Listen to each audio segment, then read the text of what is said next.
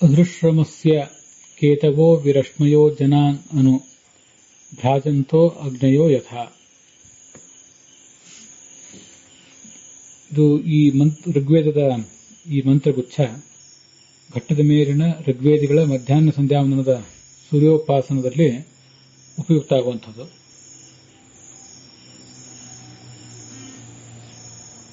ಅದರಲ್ಲಿ 3ನೇ ಋಕ್ಕಿದು.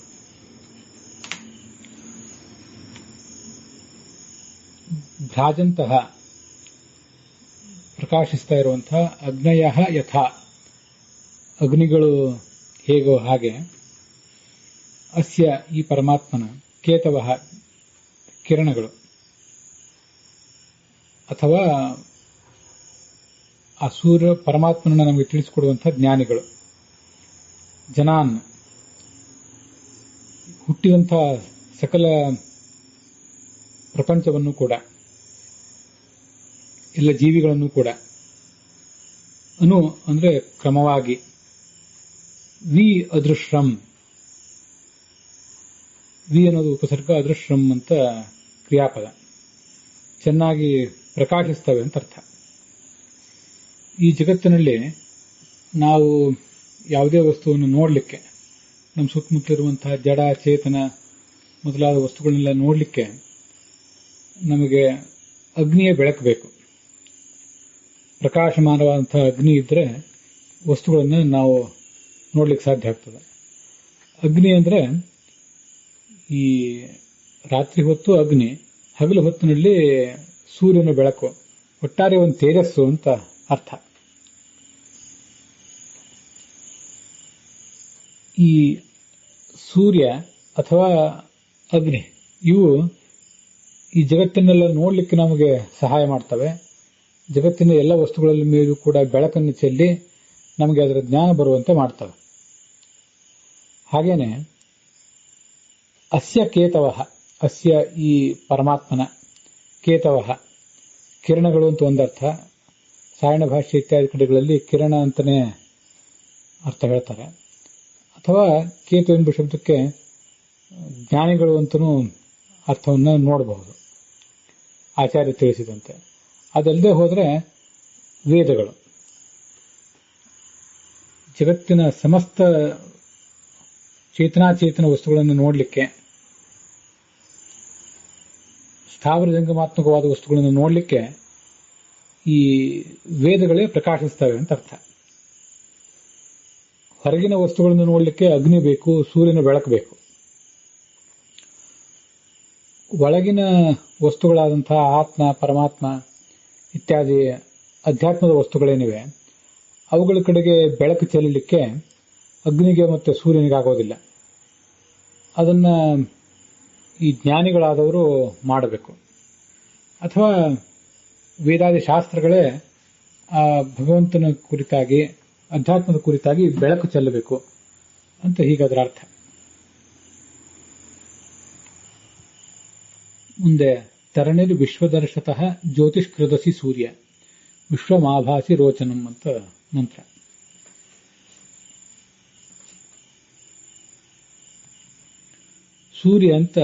ಸೂರ್ಯಾಂತರ್ಗತನಾದಂಥ ಭಗವಂತನ ಪ್ರಾರ್ಥನೆ. ನೀನು ತರಣಿ ಆಗಿರುವೆ. ತರಣಿ ಅಂದ್ರೆ ಸಂಸಾರದ ಸಾಗರದಿಂದ ನಮ್ಮನ್ನ ದಾಟಿಸ್ತೆ. ವಿಶ್ವದರ್ಶತಃ ನಿನ್ನ ಜ್ಞಾನದ ಬೆಳಕು ಎಲ್ಲ ಕಡೆ ವ್ಯಾಪ್ತವಾಗಿದೆ. ಅಥವಾ ನೀನು ಈ ಜಗತ್ತಿನಿಂದಲೂ ನೋಡಲ್ಪಟ್ಟವನಾಗಿದ್ದೆ. ಮತ್ತೆ ಜ್ಯೋತಿಷ್ಕೃತ, ಹಗಲು ಹೊತ್ತಿನಲ್ಲಿ ಈ ಸೂರ್ಯ ಮತ್ತೆ ರಾತ್ರಿ ಹೊತ್ತಿನಲ್ಲಿ ಅಗ್ನಿ, ಚಂದ್ರ ಮೊದಲಾದ ಜ್ಯೋತಿಷಗಳೇನಿವೆ, ಇದಲ್ಲದೆ ನಕ್ಷತ್ರಗಳು ಮೊದಲಾದ ಬೆಳಕುಗಳು ಕೂಡ ಇವೆ. ಈ ಎಲ್ಲಾ ಬೆಳಕುಗಳನ್ನು ಕೂಡ ಜಗತ್ತಿಗೆ ಕೊಟ್ಟವನು ನೀನು. ಮತ್ತೆ ಜ್ಯೋತಿಷ್ಕೃತ ಅಂದ್ರೆ ಹೊರಗಿನ ಈ ಬೆಳಕಿನ ಮೂಲಗಳನ್ನು, ಸೂರ್ಯ, ಚಂದ್ರ, ನಕ್ಷತ್ರಗಳು, ಅಗ್ನಿ ಮೊದಲಾದ ಬೆಳಕಿನ ಮೂಲಗಳನ್ನು, ವಿದ್ಯುತ್ ಮೊದಲಾದ ಬೆಳಕಿನ ಮೂಲಗಳನ್ನು ಹೊರಗಿನ ವಸ್ತುಗಳನ್ನು ನೋಡ್ಲಿಕ್ಕಾಗಿ ಕೊಟ್ಟವನು ನೀನು. ಮತ್ತು ಜ್ಯೋತಿಷ್ಕೃತ, ಒಳಗಿನ ಅಂತರಂಗದ ಜ್ಞಾನ ಬರುವಂತೆ ಮಾಡುವವನು ಕೂಡ ನೀನಾಗಿದ್ದೆ. ಶಾಸ್ತ್ರಾಧ್ಯಯನ ಮಾಡಿದ್ರಿಂದ ಮೊದಲು ಪರೋಕ್ಷ ಜ್ಞಾನ ಬರಬೇಕು. ಅದಾದ್ಮೇಲೆ ಮಾನಸಾಪರೋಕ್ಷ ಬರಬೇಕು. ಭಗವಂತನ ಕುರಿತಾದ ಸಾಕ್ಷಾತ್ಕಾರ ಆಗ್ತದೆ, ಆದರೆ ಅದು ಕೂಡ ಮನೋವೃತ್ತಿ ರೂಪವಾದದ್ದು ಆಗೋದು 2ನೇ ಹಂತದಲ್ಲಿ. ಅದರ ನಂತರ 3ನೇದ್ದು ಭಗವಂತನ ಸಾಕ್ಷಾತ್ಕಾರ, ಅದು ಸ್ವರೂಪ ಅಪರೋಕ್ಷ, ಸಾಕ್ಷಿ ಸ್ವರೂಪವಾದಂತಹ ಅಪರೋಕ್ಷ ಆಗುವುದು 3ನೇ ಹಂತದಲ್ಲಿ. ಹಾಗಾಗಿ ಜ್ಯೋತಿಷ್ಕೃತ ಅಂದ್ರೆ ಒಳಗಿನ ಬೆಳಕನ್ನು ಕೂಡ ನಮಗೆ ಕೊಟ್ಟವನು ನೀನು ಆಗಿದ್ದಿ ಅಂತ ಅರ್ಥ. ವಿಶ್ವಂ ಆಭಾಸಿ ರೋಚನಂ, ವಿಶ್ವ ಅಂದ್ರೆ ಸಮಸ್ತ ಪ್ರಪಂಚ. ಆ ಸಮಸ್ತ ಪ್ರಪಂಚವೆಲ್ಲವೂ ಕೂಡ ದೇದೀಪ್ಯಮಾನ ಆಗಿರುವಂತೆ, ಪ್ರಕಾಶಮಾನ ಆಗಿರುವಂತೆ ನೀನು ಬೆಳಗುತ್ತಿ. ನೀನು ಬೆಳಗ್ತಾ ಇದ್ರೆ, ಸೂರ್ಯ ಬೆಳಗ್ತಾ ಇದ್ರೆ ಸಮಸ್ತ ಪ್ರಪಂಚವೂ ಕೂಡ ಪ್ರಕಾಶಿಸ್ತಾ ಇರ್ತದೆ. ಇದು ಸೂರ್ಯನಿಗಾಯ್ತು. ಸೂರ್ಯಾಂತರ್ಗತನಾದಂತಹ ಭಗವಂತನಿಗೆ ಆದರೆ ವಿಶ್ವಂ ಆಭಾಸಿ ರೋಚನಂ ಎಂಬುದಕ್ಕೆ ಮತ್ತೊಂದು ಅರ್ಥವನ್ನು ಕೂಡ ಇಲ್ಲಿ ನನಗೆ ಹೇಳಬೇಕು ಅಂತ ಕಾಣಿಸ್ತದೆ. ಶರೀರೇಶು ಪ್ರವಿಷ್ಟತ್ವಾತ್ ವಿಶ್ವೋ ಜೀವ ಉದಾಹೃತಃ. ವಿಶ್ವ ಅಂದ್ರೆ ಈ ಪ್ರಪಂಚ ಮಾತ್ರ ಅಲ್ಲ, ಪ್ರಪಂಚದಲ್ಲೇ ಜಡಚೇತನಾತ್ಮಕವಾದ ಪ್ರಪಂಚದಲ್ಲಿ ಈ ಜೀವನು ಸೇರಿದ್ದಾನೆ, ಆ ವಿಷಯ ಬೇರೆ. ಆದರೆ ವಿಶ್ವ ಎಂಬ ಶಬ್ದಕ್ಕೇನೆ ನೇರವಾಗಿ ಜೀವ ಅಂತ ಅರ್ಥ ಇದೆ. ಯಾಕಂದ್ರೆ ವಿಶ್ವ ಅಂದ್ರೆ ಪ್ರವೇಶಿಸಿದವನು ಅಂತ ಅರ್ಥ. ನಮ್ಮ ಶರೀರದ ಒಳಗೆ ಪ್ರವೇಶಿಸಿದವನು ಈ ಜೀವ. ನಾನು ನನ್ನ ಶರೀರದೊಳಗೆ, ನೀವು ನಿಮ್ಮ ಶರೀರದೊಳಗೆ, ಹೀಗೆ ಪ್ರತಿಯೊಬ್ಬರು ಕೂಡ ಅವರವರ ಶರೀರದಲ್ಲಿದ್ದೇವೆ. ಆದ್ದರಿಂದ ವಿಶ್ವಂ, ಈ ಜೀವನನ್ನ ರೋಚನಂ ಆಭಾಸಿ, ಅವನು ರೋಚನನಾಗಿರುವುದು, ಜ್ಞಾನವಂತನಾಗಿರುವುದು, ಜ್ಞಾನದ ಬೆಳಕನ್ನು ಅವನು ಪಡೆಯುವುದು ನಿನ್ನ ಕಾರಣದಿಂದ. ಹಾಗಾಗಿ ಜ್ಯೋತಿಷ್ಕೃತ ಅಂತ ಹಿಂದೆ ಬಂತಲ್ಲ, ಆ ಜ್ಯೋತಿಷ್ಕೃತ ಎಂಬುದಕ್ಕೆ ಒಂದು ಬೇರೆ ಅರ್ಥವನ್ನು ಹೇಳಿ, ವಿಶ್ವಂ ಈ ಜೀವನನ್ನ ರೋಚನಂ, ಆ ಜೀವನ ಕೂಡ ಜ್ಞಾನದ ಬೆಳಕಿನಿಂದ ಹೊಳೆಯುವಂತೆ ಮಾಡುವವನು ನೀನು. ಮೊದಲು ಅವನಿಗೆ ಶಾಸ್ತ್ರಜ್ಞಾನ ಇತ್ಯಾದಿಗಳನ್ನು ಕೊಡ್ತೀವಿ, ಮತ್ತೆ ಆ ಶಾಸ್ತ್ರದ ಮೂಲಕ ಈ ಪರೋಕ್ಷ ಜ್ಞಾನ ಬಂದ ಮೇಲೆ ಮಾನಸಾಪರೋಕ್ಷ ಕೊಡ್ತೀವಿ ಅಂತ ಕೂಡ ನಾವು ಹಿಂದೆ ನೋಡಿದ್ವಿ. ಅದಲ್ಲದೆ ಕೊನೆಗೆ ನೀನು ಆ ಜೀವನಿಗೆ ಸ್ವರೂಪಾಪರೋಕ್ಷವನ್ನು ಕೊಡ್ತೇವೆ. ಹೀಗೆ ವಿಶ್ವಂ ಜೀವನನ್ನ ರೋಚನಂ ಸ್ವರೂಪಾಪರೋಕ್ಷವುಳ್ಳವನ್ನಾಗಿ ಮಾಡ್ತಿ ಅಂತೇನಿದೆ. ಸಾಕ್ಷಿ ಸ್ವರೂಪವಾದ ಅಪರೋಕ್ಷ ಜ್ಞಾನ ಅವನಿಗೆ ಬರ್ತದೆ. ಅದು ಬರುವುದು ನಿನ್ನಿಂದಲೇ. ನೀನು ಪ್ರಕಾಶಿಸ್ತಾ ಇದ್ರೆ, ನೀನು ಅವನಿಗೆ ಅನುಗ್ರಹ ಮಾಡ್ತಾ ಇದ್ರೆ, ಅವನು ಆ 3ನೇ ಹಂತದಲ್ಲಿ ಈ ಸ್ವರೂಪಾಪರೋಕ್ಷವನ್ನು ಕೂಡ ಪಡಿತಾನೆ ಅಂತ ಅದರ ತಾತ್ಪರ್ಯ ಆಗ್ತದೆ. ಇಲ್ಲಿ ವಿಶ್ವದರ್ಶತಃ, ಎಲ್ಲ ಪ್ರಾಣಿಗಳಿಂದಲೂ ನೋಡಲ್ಪಟ್ಟವನು. ದೃಷ್ಟ ಅಂದ್ರೆ ಏನರ್ಥವೋ ಅದೇ ದರ್ಶತ ಅನ್ನೋದಕ್ಕೂ ಕೂಡ ಅರ್ಥ ಅಂತ ಒಂದಿದೆ.